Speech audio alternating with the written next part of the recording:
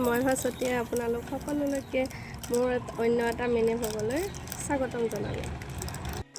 এয়া গৰুৰ বিহুৰ দিনাখন পিঠা পুৰিছোঁ। কেনেকুৱা হৈছে পিঠাকেইখন জনাব। মই দীঘলকৈ কৰোঁ। আনফালে মই কেৰাহী এটাত তেল বহাই দিছোঁ চিকেন বনাবৰ কাৰণে। চিকেনৰ কাৰণে মই গোটেইখিনি ৰেডি কৰি লৈছিলোঁ। এয়া চিকেনখিনি বহাই দিছোঁ। হোৱাৰ পিছত খাম। আনফালে পিঠা পুৰি আছোঁ। এয়া লৰাই দিছোঁ চিকেনখিনি। তাৰ পিছদিনা আকৌ লাড়ু বনালোঁ এয়া বিহুৰ কাৰণে। দুপৰীয়া সাজত আমাৰ আছিল এয়া মটন, খাহী মাংস।